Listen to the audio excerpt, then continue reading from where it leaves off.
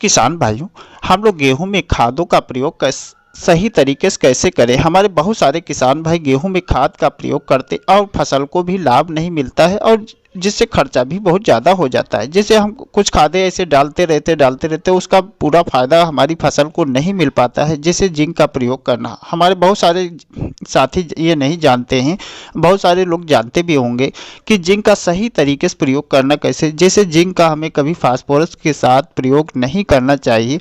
अब ये बात बहुत सारे किसान साथी हमारे नहीं जानते होंगे, वो फास्फोरस के साथ भी प्रयोग कर देते हो। जैसे गेहूं की बुआई में हम कोई ना कोई फास्फोरस का अवश्य प्रयोग करते हैं, तो उसमें जो है हमें जिंक का प्रयोग नहीं करना चाहिए। जैसे जिंक सल्फेट है 21% या 33%। तो हम जब बिजाई के समय या डीएपी या एनपीके या एसएसपी के साथ बुआई करते हैं तो किस सब में जो है फास्फोरस पाया जाता है। तो हमें जिंक का जो है सही प्रयोग कैसे करें जिससे हमारा खर्चा भी कम आए और पौधों को लाभ भी ज़्यादा मिले। तो किसान भाई, आज भी इस वीडियो के माध्यम से हम लोग जानेंगे।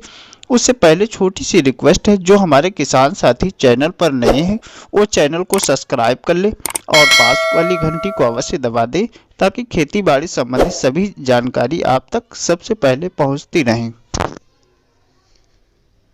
तो किसान भाई, गेहूं की फसल में हमें जिंक का जैसे प्रयोग करना है, तो जैसे बिजाई के समय हम तो प्रयोग जैसे जिंक सल्फेट है 21% या 33% वाला, तो ये हम नहीं कर सकते हैं क्योंकि फास्फोरस और जो है जिंक एक साथ नहीं यूज। हाँ, इसमें जो है वो 12% वाला जो चिलेटेड जिंक आता है उसका प्रयोग कर सकते हैं, लेकिन एक साथ उसका भी नहीं कर सकते हैं। यानी अलग अलग घोल बनाकर एक साथ हम उसका प्रयोग कर सकते हैं।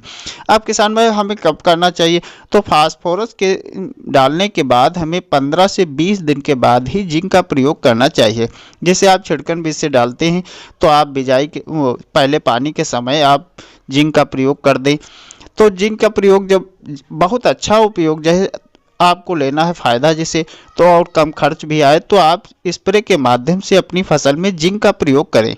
स्प्रे के माध्यम से आप करेंगे तो जैसे खर्च कम आएगा, लेकिन आपको बार बार देना होगा। जैसे आप बिखेर देते हैं या मिट्टी में ज़मीन में डालते हैं तो इसका असर थोड़ा देर तक रहता है, और स्प्रे के माध्यम से आप देते हैं तो असर थोड़ा कम दिन रहता है, लेकिन पौधों को बहुत जल्दी जो है ग्रोथ करना स्टार्ट हो जाता है। यानी पौधों को बहुत जल्दी मिलना स्टार्ट हो जाता है। तो हमें जो है अच्छा रिजल्ट लेने के लिए अपनी फसलों में जिंक का जो है स्प्रे करना चाहिए।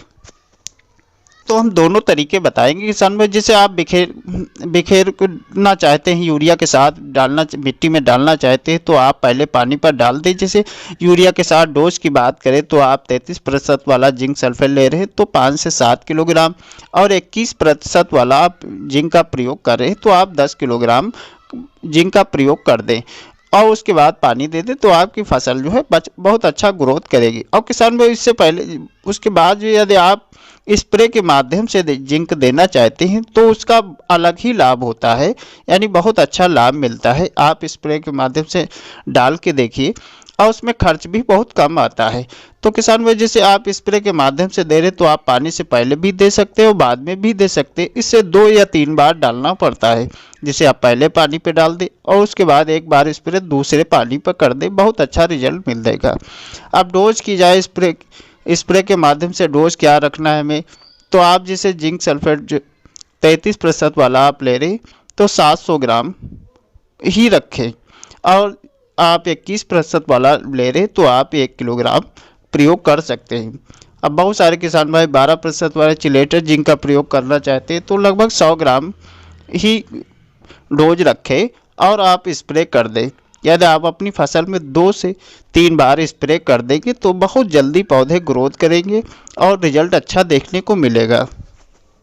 अब किसान भाई, जैसे आप स्प्रे करना चाहते हैं तो आप यूरिया के साथ या बुझे हुए चूने के साथ ही स्प्रे करें, कभी फास्फोरस के साथ स्प्रे नहीं करना आपको है। किसान भाई, इस तरीके से आप अपनी फसल में जिंक का प्रयोग करेंगे तो एक शानदार कल्ले निकलेंगे, फुटाव भी बहुत अच्छे आएंगे और पौधे बहुत हरे भरे होंगे और फसल से एक शानदार उत्पादन भी ले सकते हैं और आपकी खर्च भी कम आएगा। किसान में जानकारी यदि अच्छी लगी है तो चैनल को सब्सक्राइब कर लीजिए और दोस्तों में शेयर करिए ताकि सभी को जानकारी मिल सके। धन्यवाद। जय जवान जय किसान।